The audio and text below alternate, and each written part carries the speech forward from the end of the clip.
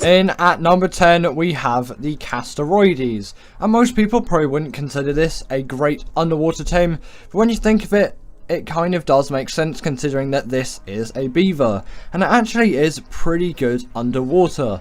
Although if you're not really a fan of this creature, just pretend I'm talking about the carb enemies here, as that is another great creature at this early stage of the game, albeit the carb enemies you can unlock at an earlier stage in terms of its saddle level compared to the Casteroides, but the Casteroides has a smithy as its saddle, so if you're going into deep depths of the ocean you can repair some stuff, which is nice. I wouldn't really usually take them that far, but I have before, and it works as long as you have a good enough melee weapon on yourself to actually deal that damage, because they don't really deal a very high amount of damage compared to some of the other creatures on this list, but they definitely are a great shout in, again, those early to mid game stages of the game when there really just isn't anything better or more accessible, because getting to the ocean can be a pretty scary thing and daunting, especially for new players, although it could also be a very exciting thing. You just get in there and you tame something like a Megalodon instantly, but you know, it just kind of depends what type of player you are, really. Next up, we have the Beelzebufo, and another creature which you would kind of expect to be great in the water, but some people may not see instantly as just, oh yeah, this is a great underwater tame. And actually, the main use for this creature isn't its swimming, but I personally think that it does really excel in this category, considering it is a very fast and agile swimmer. Again,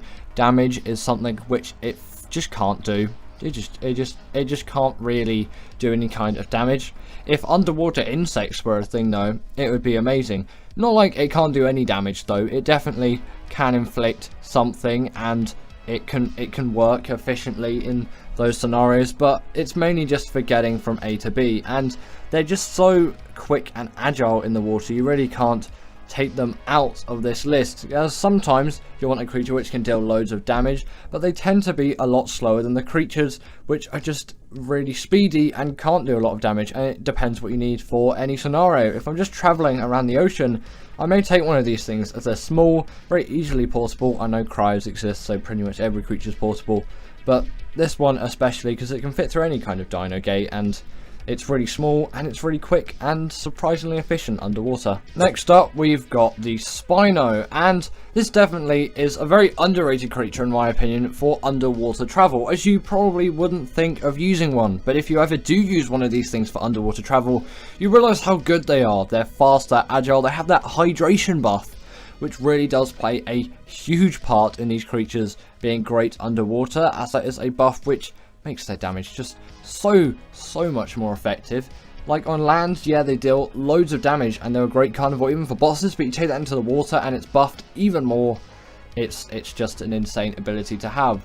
Not sure if they have oxygen, because I think they didn't used to and now they do, but I'm pretty sure the drain is just so slow, it's not going to affect you either way, and you're going to be totally fine with that drain, no issues whatsoever. Either way, every time I've used a Spino underwater, you can see it kind of being used here, that oxygen has not been an issue. And if you do want to do the underwater caves with these things on a map like the island, it can be a great shout, as it can easily kill things like Moses and Plesios and those kind of creatures, and also Dunkleostices as well, which can be a little bit of a pain because they're quite armored, but it will shred through them easily and quickly, and it's really an efficient creature in underwater scenarios, but the only real downside is its size.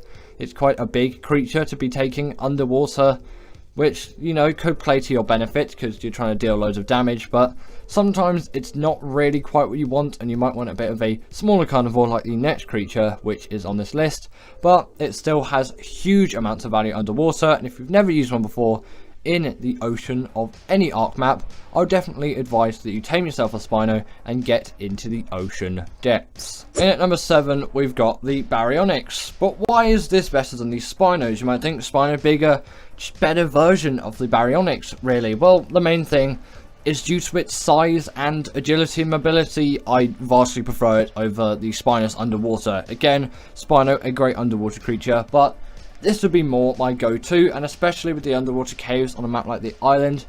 And ASA is a great example here because it only really has the island. I know Svartalfheim is there as well, but most people are just playing the island. The Baryonyx is a great shout, and it is so convenient for getting down there, and especially considering it has a special ability as well, which underwater doesn't work on land, but if you right click on your mouse it will do a spin attack, and it can stun creatures up to the size of a megalodon, making it a very great creature for combat underwater as well, because it deals a significant amount of damage and actually has a pretty high health stat. And again, with that mobility, they're very useful underwater, and the fact that you can stun a creature like the megalodon, nothing bigger, obviously Moses and Plesios, that's not going to happen, but like it's just such a cool and nice little ability to have, which really gives you a kind of blanket of protection underwater, as you can quickly get away from any threats that are megalodon sized or smaller if need be. Next up, we've got the Ichthyosaurus, and it did really have to be on this list at some point, didn't it?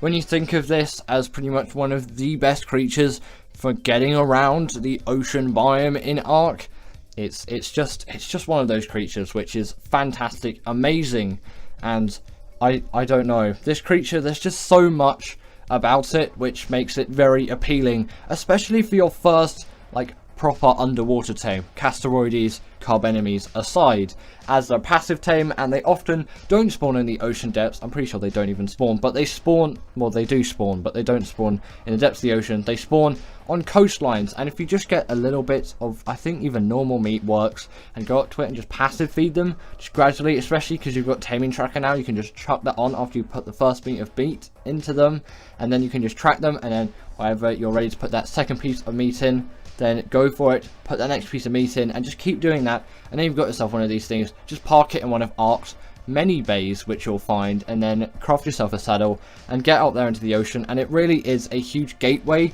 into the water. And you can always take it out to the surface here like I'm doing, because I didn't even know this thing was pink, but now I do. Lovely pink coloured Ichthyosaurus. In at number 5, we've got the Moser, and this creature definitely did have to be on this list, and especially with X-Mosers, it's just an even better creature now. It's just, man, the Moser is one of the most hard-hitting ocean creatures, and it does have a platform saddle as well, although I don't really find that to be the most useful out there, because, you know, I don't really need an underwater base. I can always just build in any underwater caves if I need one, and I don't need a mobile base on the back of a mosasaur. So I never really used that platform saddle, and also I always find my platform saddles on creatures like Mosers and Titanosaurs and Brontos, and sometimes even Quetzals when you build a base on the back of them, that you just really can't see anything, and I like to be able to see a lot around me. But X-Mosers on Gen 1, you can really get so much use out of the Mosasaurus, and they just deal so much damage, and great for the Moda boss fight on that map too, but just great for killing anything underwater if that's your thing. Next up, we have got the Megalodon, and I think that this creature definitely does have to be put on the list here for great ocean creatures, as it is a ridiculously easy to tame on underwater, on any map, on underwater, in an underwater scenario, on any map. These things are so easy, especially X-Megalodons. I know they're slightly harder to tame, and it's on the Gen 1 ocean, so there's a lot more eels around, but still, if you have Gen 1, go for an X-Megalodon on that map. You will not be unhappy with that tame, because they're so easy, even on any map, just no matter the map. Yes, X1's a little bit harder. They're just so easy to tame. Again, quite a good introduction after you tame yourself an Ichthyosaurus.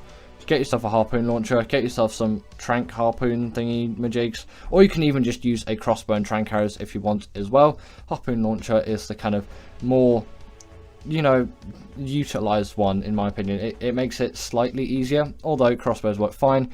And you have your creature which can deal a huge amount of bleed damage, which is really great, and it deals so much damage for how easy it is to tame compared to a creature like the Moser. In at number 3, we have the Shadowmane, and this creature is just so great in the water, and again, you might not expect it to be, but considering its damage and that hydration buff shared with the Spino, it's just an even more buff underwater creature. And what makes it better than the Spino is it is smaller and more agile, which really does benefit it in any underwater scenarios. You can get out anywhere really quickly, and again, really portable, and you might just be using this mount to generally travel around the map, whereas with a Spino, you might only be using that for underwater stuff, and then you take it onto the surface, you have a different creature. Like a Thyla is quite a common one. If you take the Thyla underwater, well, you can, but if it was really good underwater, then that would be a huge benefit. But the Shadowmane is kind of replacing it there. Although the Thyla was never good in water, but you can see how good the Shadowmane is in water, and considering it is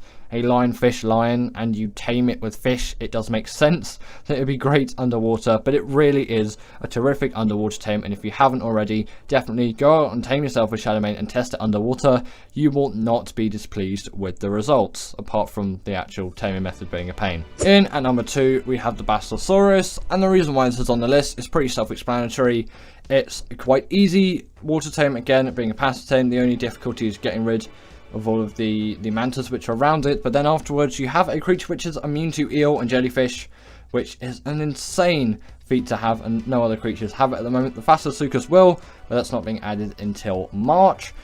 Sadly it does have a depth limit, but that's not really the worst thing, and if you're on the island you won't really encounter that when going into any of the caves, which is what it's really great for. Obviously you will encounter that if you go right down to the depths, and on one of the entrances you will, but overall it's not really that bad and not really too much of an issue, and the fact that it's immune to electric eel stings and jellyfish and all of that is really a godsend. And it also makes oil, which is really nice, and it also makes a cute rainbow. But before we get into number 1, I've just got a couple of honourable mentions. The Mega Chelon is a great one. The only reason why I didn't put it on this list is the tame method. Again, the Plesiosaur will be a great one. The Dunkleosteus, although not used too widely, is another pretty cool one as well. And that pretty sums it up. Let's get into number 1. In at number 1, we have the Bloodstalker, and ever since this thing came out on Gen 1, I have never used a different creature after I've tamed one of these things to use underwater. I will go on to Gen 1 or Gen 2, where you'll find Bloodstalkers, and then I'll tame them and transfer them across all of the maps which I'll be playing on Extinction at the moment. I know it doesn't have any water. I still have a Bloodstalker over though, because I like them as well, just for general travel, although still a little bit rusty, but less rusty than I was in this B-roll, because this was about maybe a month or 2 ago, this B-roll in terms of age. I've improved a little bit since then, so I can actually kind of get around. But either way, they're just so agile and easy to control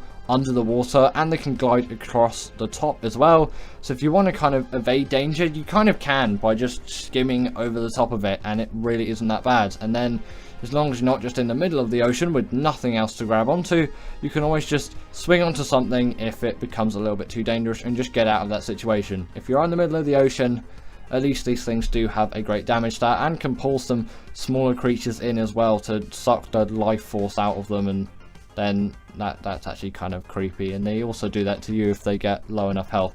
Either way, really agile, really quick ocean mounts, and if you've ever used one in the ocean before, you just know how effective they are, and they're pretty much faster than everything else, which definitely plays to their benefit, as you can kind of get out of any danger whatsoever. Nothing which can come near you will do any significant damage to you, because you can just quickly zip away like that. If you haven't already, I really urge you to try this creature underwater, and afterwards I'm sure you'll never go back. So thank you to my wonderful patrons Ekaterina Puchkova, Karina Thorne, Dominic Masijewski and Ethan Tapia, who have all supported me through Patreon or through YouTube memberships. If you want to join this list, then go join Patreon or YouTube members, but thanks to all of these guys.